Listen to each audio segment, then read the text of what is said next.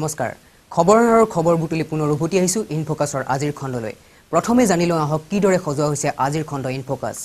ভোগবাদী শিক্ষা ব্যৱস্থাৰে এতিয়া কেৰিয়াৰ সৰ্বস্ব হৈ পৰিছে আধুনিক যুৱ প্ৰজন্ম তাৰ মাজতো বন্যপ্ৰেমৰ নজিৰছে অসমৰ আমন্তই এই খণ্ডত প্ৰস্তুত কৰা হৈছে আজিৰ ইনফোকাছ কভাৰ ষ্টৰী আকৌ মানুহৰ ৰুখত পৰিল নিষ্পাপ বন্যপ্ৰাণী ফটাখিল আমবাৰীত মানুহে মুৰিয়াই মাৰিলে এটা নাহৰ ফুটুকি বাঘক এই খণ্ডত প্ৰস্তুত কৰা হৈছে আজিৰ ইনফোকাছ স্পটলাইট বিতৰ্কই লগ নেৰিলেও সৃষ্টিৰ তাগিদাই উজলাই ৰাখিছে সোণাপুৰৰ ডাক্তৰ ধনীৰাম বৰুৱা হাৰ্ট চিটি জেনেটিক্যাল ইঞ্জিনিয়াৰিঙৰ কৌশল প্ৰয়োগেৰে সফল চিকিৎসা দিছে বহু দুৰাৰোগ্য ৰোগীক এই খণ্ডত প্ৰস্তুত কৰা হৈছে আজিৰ ইনফোকাছ স্পেচিয়েল ৰিপৰ্ট আৰু লুইটৰ বুকুত ক্ৰমাৎ অতীত হৈ পৰিছে শিশু আইইউচিএনৰ চৰম সংকটাপন্ন প্ৰাণীৰ তালিকাত এই দুষ্প্ৰাপ্য প্ৰাণীৰ নাম এই খণ্ডত প্ৰত্যক্ষ কৰক আজিৰ ইনফোকাছ পেটৰাম ল'ৰাজনৰ বয়স মাত্ৰ 22 বছৰ কিন্তু জীৱনৰ এই 22টা বসন্ত গৰুকীয়ে তেওঁ আহৰণ কৰিছে বন্য বিশ্বৰে এক বিশেষ আত্মীয়তা দেখুৱাইছে বন্য প্ৰেমৰ লেখত লবলগীয়া নিদৰ্শন এটা প্ৰখ্যাত চিকাৰী পৰিয়ালৰ সুসন্তান হোৱাৰ সুবাদতে বাণিজ্যৰ স্নাতক হৈও আন যুৱক যুৱতীৰ দৰে কেৰিয়াৰৰ অন্য দিক চিন্তা নকৰি সপোন ৰচিছে বন্য জীৱনৰ হকে দৃষ্টান্তমূলক কিবা এটা কৰাৰ আহকচোন আজিৰ ইনফোকাছ কভাৰ ষ্টৰীত লগ পাওঁ এজন ব্যতিক্ৰমী যুৱকক ক্ৰমবৰ্ধিত যুৱ উশৃংখলতাই সমাজ কুঙা কৰা বুলি হততে উঠা অভিযোগৰ সময়তে বন্যপ্ৰেমৰ ব্যতিক্ৰমী দৃষ্টান্তৰে উজলি উঠিছে অসমৰ এইজন যুৱক আনকি যি সময়ত যুৱ সমাজ হৈ পৰিছে অধিক কেৰিয়াৰ সচেতন তথা বৃত্তিমুখী সেই সময়তে অসমৰ এই যুৱকে ৰাজ্যৰ বিলুপ্তপ্ৰায় প্ৰজাতিৰ বন্যপ্ৰাণী আৰু হস্তিকুলৰ ৰক্ষণাবেক্ষণকে নিজৰ ভৱিষ্যতৰ লক্ষ্যৰূপে স্থিৰ কৰি লৈছে সেইবাবে এক অসম গৌৰৱ পৰিয়ালৰ সুশিক্ষিত সন্তান হৈও এইজন যুৱকে খাকি পোছাকজোৰকে পিন্ধি ৰাজ্যখনৰ বিভিন্ন বনাঞ্চল পৰিভ্ৰমী বন্যকুলৰ হৈতে গঢ়ি তুলিছে এক গভীৰ আত্মীয়তা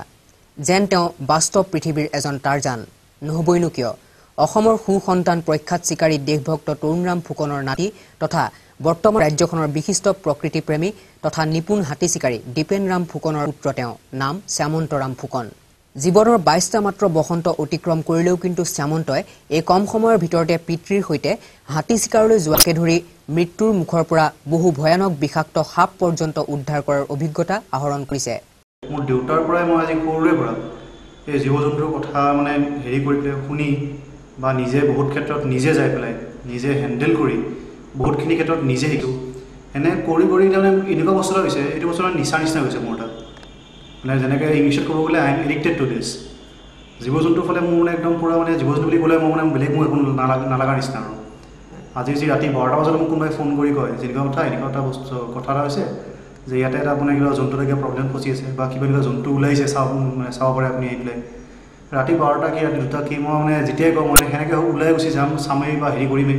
মই আজি কিবা দৰকাৰ আছে ৰেস্কিউ কৰি লৈ গুচি আহিম গতিকে এই বস্তুটো মোৰ সৰুৰে পৰা আছে আজি নতুনকৈ বা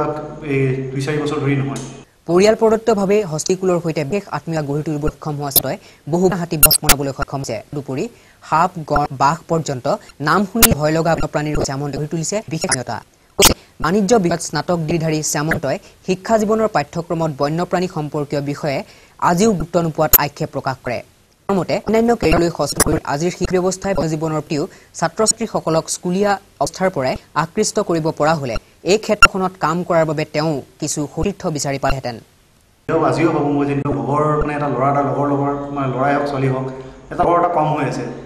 বহুত ক্ষেত্ৰত এইটো হয় মই অকলে হ'ব লাগে অকলে মানে ইটছ নট ফিচিয়েণ্ট মানে লগত আৰু আছে কিন্তু মানে মই বিচাৰি নাপাওঁ এনেদৰে বিচাৰি পোৱা নাই আৰু নিশ্চয় বিচাৰি আছোঁ